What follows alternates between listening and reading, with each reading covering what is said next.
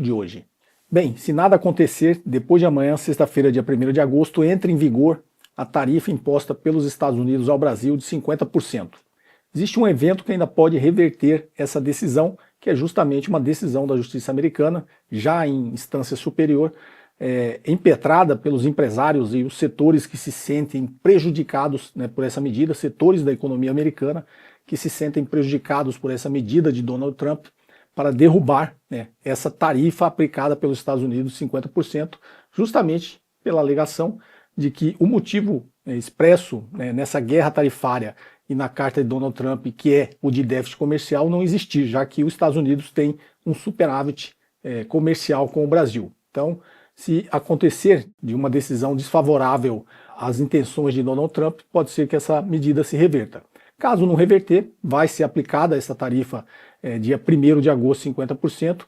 E qual deveria ser a postura do Brasil? A mesma, né? O Brasil não deve capitular para esses arroubos aí autoritários de Donald Trump, justamente porque o Brasil é um país soberano e nenhum outro país, dada a sua intenção política, né, expressa nessa carta, de interferência em questões internas do Brasil. O Brasil não pode deixar que isso aconteça. O Brasil é um país soberano, é um país democrático, é um país que tem um governo eleito democraticamente. Existe uma separação dos poderes, né, então, mesmo que o executivo queira interferir, ele não pode interferir em decisões do judiciário, que está seguindo todo o rito, o processo legal, para julgar essa tentativa de golpe que foi tentada no início do ano de 2023, né, no conhecido 8 de janeiro.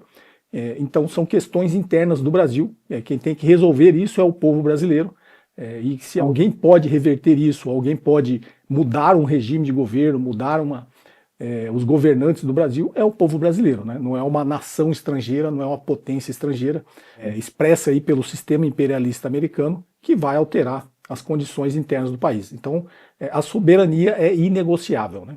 Quem tem que resolver os nossos problemas somos nós brasileiros. Então o governo brasileiro, o executivo brasileiro tem que permanecer firme nessa defesa da nossa soberania e resolver os nossos problemas. Mas quais serão os impactos, né, econômicos no Brasil? Como eu disse, uma guerra tarifária ela não é benéfica para ninguém, muito pelo contrário, né, uma guerra tarifária todos saem perdendo, alguns perdem mais, outros perdem menos. No médio e longo prazo, a economia americana vai perder mais. Agora, os impactos que terão na economia brasileira, que não são grandes, já projeções aí de analistas e economistas do mercado dizem que o impacto pode ser entre 0,2% e 0,5% no nosso PIB, ou seja, no nosso produto interno bruto, que é a medida de riqueza do país, de produção de riqueza do país. Então, para exemplificar, né, se a economia ia crescer, o nosso PIB ia crescer 2,5%, né, no limite do impacto dessa tarifa de 50%, o Brasil vai crescer 0,5% a menos, o Brasil vai crescer 2%. Então, o impacto na nossa economia não vai gerar nenhuma catástrofe, não vai gerar nenhuma recessão econômica, e o Brasil acho que tem que seguir em frente na defesa da nossa soberania. Obviamente, se isso acontecer, o governo deve ter mecanismos aí para tentar proteger os empregos, né, que podem eventualmente ser gerados com essa guerra tarifária. E aí é uma coisa localizada, setorial, para tentar minimizar os impactos negativos dessa guerra tarifária. Então, não vejo grandes problemas do Brasil defender a sua soberania, porque soberania não tem preço, né? A gente tem que defender nossa soberania a todo custo, mas como eu disse, essa não é uma guerra tarifária comercial contra o Brasil, isso é uma guerra política, é um ataque político ao Brasil, justamente porque o Brasil é uma liderança no continente latino-americano, é a maior potência que existe na América Latina, e obviamente atacar o Brasil é atacar todos os países dessa região, uma região que os Estados Unidos já expressou literalmente, né, nas palavras do seu secretário de defesa, Peter Hegseth, tratando a América Latina como o quintal dos Estados Unidos, né? Utilizou exatamente essa palavra, né, o quintal dos Estados Unidos, que os Estados Unidos deveria proteger o seu quintal da influência de outros países, de outras potências do mundo, e a gente não pode, obviamente, nunca, né, nos curvar e nos deixar ser tratados como quintal.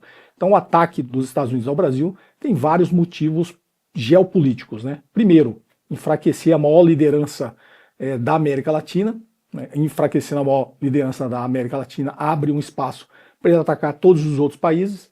Então o Brasil tem um papel de liderança a ser defendido nessa região. É um país e uma potência na região da América Latina que faz parte do BRICS, né? Então uma influência do sul global importante, uma liderança importante do sul global nessa região do mundo, enfraquecer o BRICS é enfraquecer a China, né? Então, nessa guerra geopolítica dos Estados Unidos tentando defender a hegemonia ainda do sistema imperialista americano, é justamente atingir a China. Então, alguns passos que eles estão seguindo nessa estratégia é tentar mudar politicamente o regime no Brasil, até porque se houver um retorno de governos da extrema-direita no Brasil, eles vão estar alinhados e vão estar submissos à potência imperialista americana e vai entregar o Brasil de